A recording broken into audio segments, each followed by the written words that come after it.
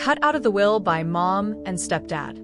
Because I'm not family, but now that I've inherited $3 million, suddenly they want me back. So, let's start from the beginning. When I was 14, my life took a sharp turn. My mom decided it was time to settle down again. This time with a man who already had a son from his previous marriage. He was 17, 3 years older than me. And let's just say, we didn't exactly hit it off from the start. The ink wasn't even dry on their marriage certificate when tensions started to brew. At first, it was the small stuff. You know, the kind of petty arguments you'd expect when you throw strangers into a house and tell them they're family now. He'd leave his dirty dishes in the sink like they'd magically clean themselves, and I'd be the one getting an earful about the mess in the kitchen. Or I'd find my shampoo mysteriously vanishing faster than usual, only to see my new stepbrother sporting what looked suspiciously like my favorite hair product. It wasn't just the stepbrother antics that got to me. It was how my stepdad handled things. He had this way of just assuming I was the root of all problems. If something was out of place, somehow it was my doing. And mom? She wasn't much help either. She was so caught up in trying to make this new family work that she'd overlook the obvious.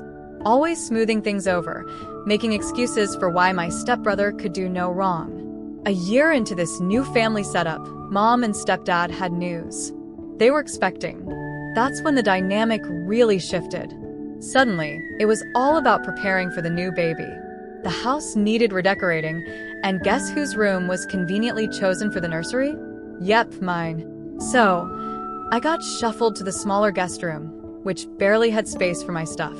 It felt like a demotion, a clear message about where I stood in this family hierarchy. As my new half-brother grew up, it became apparent that he was the golden child. My stepbrother, already spoiled, seemed to take cues from this and upped his entitled behavior, knowing he could get away with anything. He dropped out of college and came back home bringing a whirlwind of trouble with him, from late-night parties to dodgy friends coming and going at all hours. Complaints? Met with a shrug from stepdad and sorrowful looks from mom, as if to say, what can we do? I started spending more time at friends' houses anywhere I could feel a bit normal.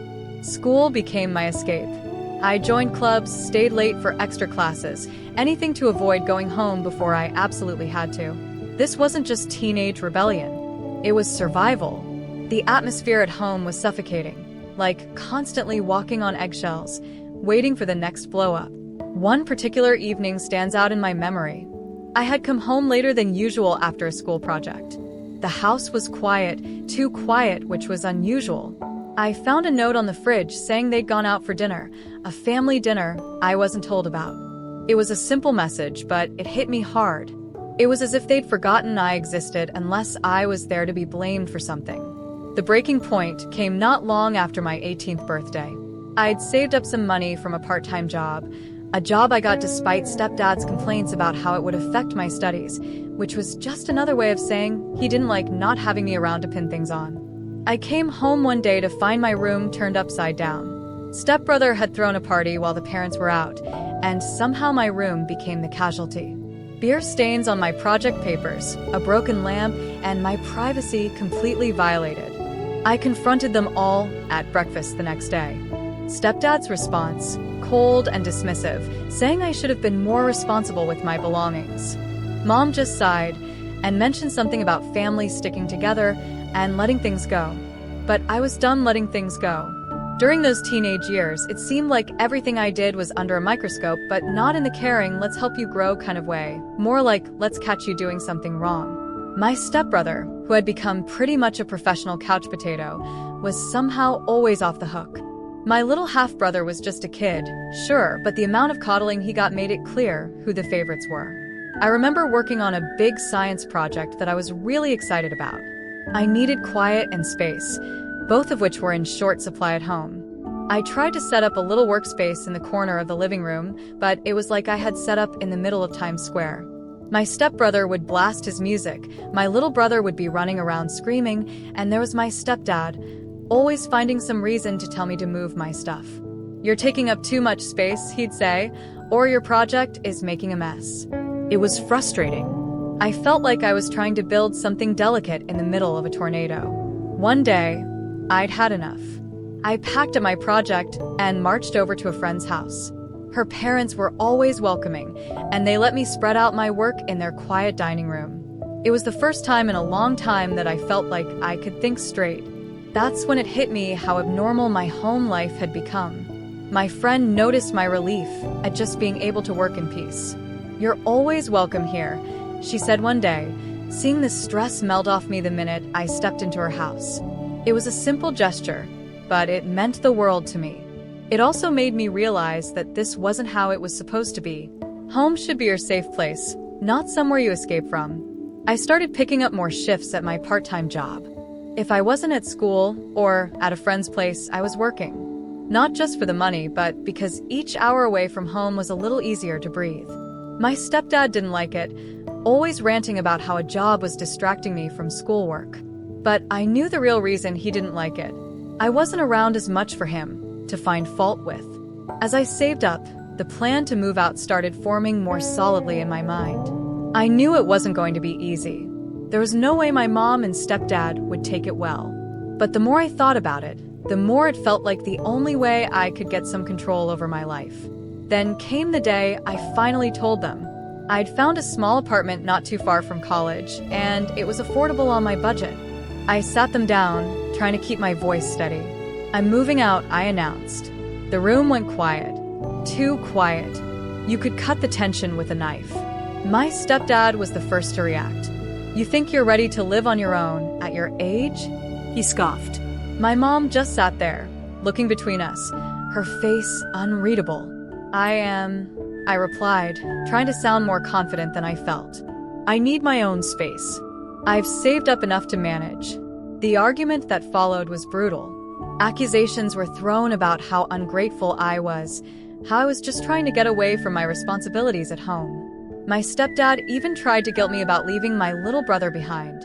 "He looks up to you, he said, as if that was enough reason for me to stay in a situation that was making me miserable. But I stood my ground. This wasn't just about wanting my own space, it was about needing it for my mental and emotional health. I packed my things over the next few days. Each item I put into a box feeling like a tiny piece of the fortress I was building around myself. The day I moved out, my mom came to my room. I was expecting another argument, but instead she helped me pack. We didn't talk much, but when we did, it was superficial. "Do you need more boxes? Or I can give you some of the old kitchen stuff." It was like if we stayed on safe topics, we could avoid the massive elephant in the room. When I finally closed the door to my new apartment after moving everything in, I felt a wave of so many emotions. Relief, sadness, excitement, fear. I was on my own now, truly on my own. It was terrifying, but it was also freeing. Those first few nights were the hardest. The apartment felt too quiet, too empty. I missed even the annoying noises of my family home. Well, sort of. But as days turned into weeks, I started to appreciate the peace. I could come and go as I pleased, eat when I wanted, sleep without being disturbed. It was like discovering a new part of myself that I had kept muted for so long. Life away from home settled into a routine pretty quickly, and honestly, it was the most peace I'd had in years. My relationship with my mom and stepdad wasn't great, but it was manageable since I wasn't under their roof 24/7. I was doing my own thing, staying busy with work and college and keeping my head down. Then, out of nowhere, my stepdad had a health scare that shook everything up. It wasn't life-threatening, but it was serious enough for him to start thinking about the future. Specifically, his will. I heard about it through my mom, who called one evening sounding a bit more somber than usual. "Your stepdad's been thinking about his will," she said, as casually as one might talk about the weather. "He wants to make sure everything is in order." "Okay," I replied, unsure where this was going. The tone in her voice hinted it wasn't just a courtesy call to keep me in the loop. She hesitated, then continued. "He's decided to include your stepbrother and your half-brother, but not you. He feels it makes more sense since they're his biological kids." There it was. The sting. Not that I was expecting anything, but hearing it laid out so bluntly was a gut punch. It wasn't the money or the potential inheritance that hurt. It was the clear message that I was an outsider in the family I'd spent over 5 years trying to fit into. I managed keeping my voice neutral. Thanks for letting me know. Mom must have sensed my hurt because she quickly added, "It's just legal stuff, you know? Doesn't change how we feel about you."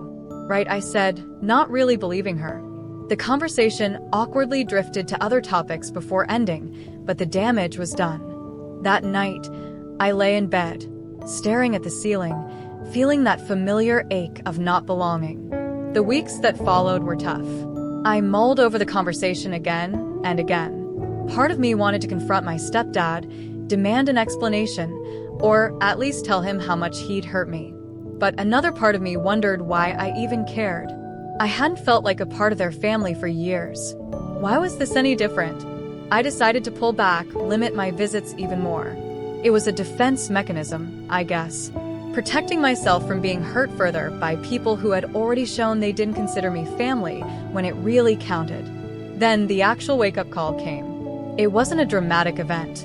No yelling matches or tearful showdowns. It was quieter than that, more profound. I was at a coffee shop, working on a term paper, when I overheard a group at the next table.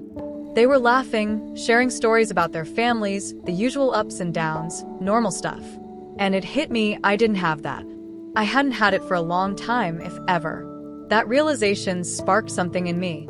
I started to question why I was allowing myself to be upset over being excluded from a will when I had already been excluded from the family in every way that mattered. It wasn't about the money. It was about wanting to feel valued and loved by the people who were supposed to be my family. From then on, I made a conscious decision to focus on the relationships in my life that did make me feel valued. Friends who had become like family. Professors who mentored me. Colleagues who respected me. I invested more in those connections. And gradually, the hurt from my stepdad's will and the feeling of exclusion from my family began to fade. It wasn't an overnight change. There were still moments of bitterness, especially during family gatherings when I'd see my stepbrother and half-brother getting all the attention. But I was learning to accept that some things were out of my control, and where I could, I was building my own sense of family and belonging.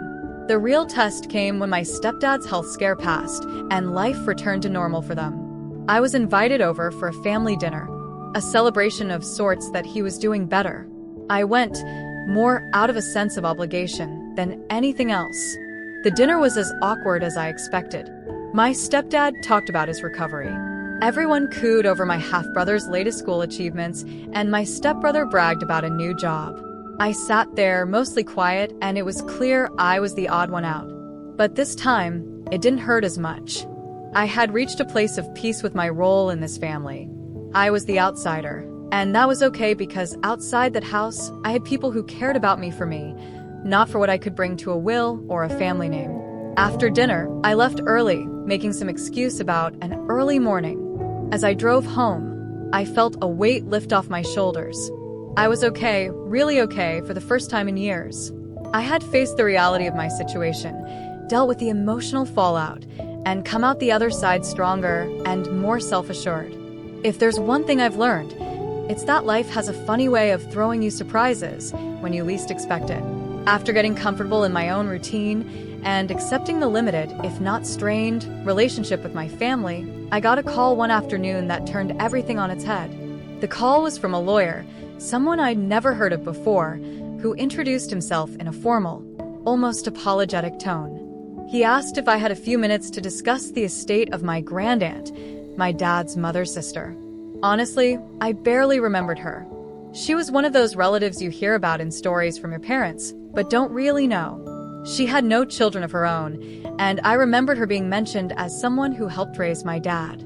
"I'm calling to inform you that your grandaunt passed away recently," the lawyer continued, his voice a mixture of professional and sympathetic, "and she left her entire estate to you." To say I was shocked would be an understatement.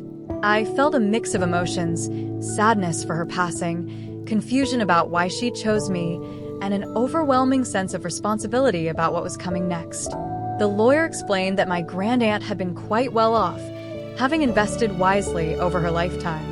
She left behind a sizable estate, including a trust fund that was now mine, totaling around $3 million. Just like that, my financial situation changed overnight. After the call, I sat there, phone in hand, trying to process the news. Why me? We weren't close. I visited her a few times, sure, but those visits were more about checking in on an elderly relative than bonding. She must have seen something in me, maybe a reflection of her own independence, or perhaps it was her way of reaching back to family one last time. The next few days were a whirlwind of meetings with a lawyer, signing documents, and learning exactly what I had inherited. It wasn't just money. There were properties, stocks, and a few personal items that had sentimental value. Among them was a letter she had written explaining her decision. She admired my independence and determination, something she said reminded her of herself at my age. Equipped with this new wealth, I made some immediate changes. I bought a house, something I never thought I'd be able to afford on my own so soon. It was a modest place, but it was mine, and it represented a new chapter in my life. I also invested in a rental property, thinking ahead about long-term financial security. The rest of the money I put into savings and investments, consulting with a financial advisor to make sure I was making smart choices. But with great wealth comes great responsibility, and as I soon found out, great drama. I hadn't told anyone in my family about the inheritance, wanting to avoid any potential fallout. However, secrets have a way of coming out, and this one was no different. It started with my cousin, who somehow got wind of the inheritance through mutual connections in the legal world. Before I knew it, my mom knew, and once she knew, it wasn't long before everyone else did too. Phone calls started coming in, not just from her, but from my stepdad, my stepbrother, and even relatives I hadn't spoken to in years. Everyone seemed to have a reason why they needed a piece of my inheritance. Times are tough, they'd say, or you know how bad his health has been, referring to my stepdad. It was as if they all suddenly remembered I existed, but only as a bank. I was bombarded with requests for loans, gifts, and outright demands for money. It felt like I was watching vultures circling, each waiting for their chance to swoop in. The pressure was immense, and for a moment I faltered, wondering if I was being selfish by holding on to the inheritance. But then I remembered the years of feeling like an outsider in my own family, the years of scrimping and saving, working hard for every dime, and getting myself through college without their help. This was my chance to secure my future, and I wasn't going to let guilt or manipulation sway me. When my mom asked directly why I hadn't thought to share the news with her, I had enough. I explained calmly but firmly that the distance between us wasn't just physical, but emotional. Her decisions, and by extension those of my stepdad and stepbrother, had shown me where I stood with them. The inheritance was a chance for me to do things on my terms, without relying on anyone else. It's my life, I told her, and I need to live it my way. I'm sorry if that hurts you, but I have to do what's best for me now. The fallout from that conversation was as expected. Accusations of being ungrateful and selfish were thrown my way, but I held my ground. Over time, the calls became less frequent, and the requests for money dried up as they realized I wasn't budging. It was a tough lesson in who my real family was. It wasn't defined by blood or marriage, but by the people who supported me without expecting anything in return. Those were the relationships I valued and continued to nurture. As for the inheritance, it remained a bittersweet reminder of my grandaunt, a woman I wish I had known better. Her final gift was not just the wealth she left me, but the clarity and conviction to stand up for myself, no matter the cost. The inheritance was supposed to be a blessing, a windfall from a distant relative who thought I might do something good with it. But as soon as word got out that I was suddenly a few million richer, it felt more like I'd painted a target on my back rather than received a gift. After I made it clear to my mom and the rest of the family that I wasn't going to hand out cash just because we shared some DNA, things got chilly. Fast. The phone calls and texts that were initially filled with thinly veiled hints for money turned into outright pleas, and then into angry demands when I held firm on my decision to keep my finances private. It wasn't just the immediate family either. Relatives I hadn't heard from in years were suddenly very interested in reconnecting. I received messages like, "Hey, just heard about Aunt so-and-so. So sorry to hear she passed. But also, could you help me with some money? Times are tough." It was like they all had the same script, only the names were changed. One of the toughest calls was from my stepdad. He'd never been warm, but now he was cold and calculating. "You know, we've always considered you part of this family. It's only right you think of your brothers in this difficult time," he said one day, his voice dripping with a guilt-trip glaze. "My brothers haven't considered me family unless they needed something," I shot back, surprising even myself with the sharpness of my tone. "That's a harsh way to put it," he retorted, but I could tell he was taken aback. I had never spoken to him like that before. I had always been the compliant stepchild, the one who didn't rock the boat too much. The conversation spiraled from there, with him accusing me of being selfish and me reminding him of all the times I'd felt excluded and unimportant in his family. By the end, we were both too angry to see any reason, and the call ended with a mutual understanding that things between us would never be the same. The final straw came when my mom tried to mediate, which really meant taking my stepdad's side and trying to convince me to share my inheritance. "It's what families do," she insisted during one particularly tense visit where she'd shown up unannounced at my new house. "Families also support each other," I countered, feeling both exhausted and exasperated. "When have you ever supported me like this, emotionally or financially?" She was silent, unable to answer. The truth was, our relationship had been superficial at best for years. This money had just brought all the underlying issues to the surface. After she left, the calls and messages slowed, then stopped. It seemed they had finally accepted that I wasn't going to cave. It was a relief, but also a profound disappointment. It hurt to know that my value to them was tied so closely to what I could provide financially. In the wake of the family fallout, I began to invest more time in my relationships with friends and colleagues, people who appreciated me for who I was not for my bank account. I also started volunteering, something I'd always wanted to do, but never had the resources or time for before. Giving back on my own terms was healing in a way I hadn't expected. It helped me connect with people, build new friendships, and fill the void left by my family's conditional affection. I also saw a therapist who helped me work through the feelings of betrayal and abandonment that had resurfaced with this whole ordeal. It was tough, unpacking years of emotional baggage, but it was necessary. I learned to set boundaries, to recognize the signs of manipulative behavior, and most importantly, to value my own needs and well-being. One day, I decided to write a letter to each family member who had tried to pressure me for money. In each letter, I explained my feelings, why I had made the decisions I did, and how their actions had affected me. It was more for my closure than anything. I didn't expect any responses. To my surprise, my half-brother replied. He was young, only 14, and his letter was clumsy, but sincere. "I'm sorry for asking for money. I miss you," he wrote. It was a small step, but a meaningful one.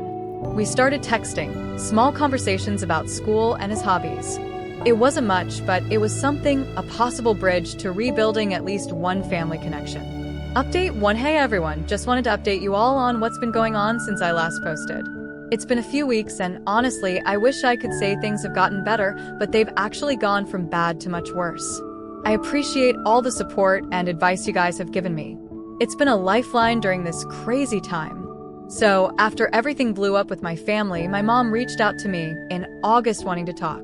Given everything that's happened, I had a pretty strong hunch that this wasn't going to be a simple catch-up. To keep things somewhat neutral, we decided to meet at a public place. I figured that might keep the drama to a minimum, or at least keep things from getting too crazy. The meetup was awkward from the get-go. My mom kicked things off by talking about how they've been struggling financially. She mentioned my half-brother's private school fees have become a burden since my stepdad got sick and had his work hours cut. Then she shifted to talking about how they've been wanting to renovate the house and how she desperately needs a vacation to get away from the mental toll of everything. Throughout all this, she didn't ask a single question about my life or how I've been coping. It was like I was just there to listen to her list of problems. I was getting more and more uncomfortable as the conversation dragged on, feeling like I was just a spectator to her woes. Finally, I couldn't take it anymore and asked her to just get to the point. Without missing a beat, she said she expected me to write her a check for $1 million. Yes, you read that right. $1 million. She claimed that, technically, It should all be her money since it came from her late husband's inheritance. But she was being generous by only asking for a third. Her demands were growing more and more outlandish, and I could hardly believe what I was hearing. I quickly paid the bill and got out of there as fast as I could. Since that day, my mom has been going around calling me a thief, loudly proclaiming to anyone who will listen that the inheritance should have been hers in the first place. Meanwhile, my stepdad sent me a massive wall of text, lecturing me about how I can't just think of myself when I'm part of a bigger family and that my decisions should be inclusive of everyone else. I reminded him pointedly how he didn't include me in his will because I wasn't family enough.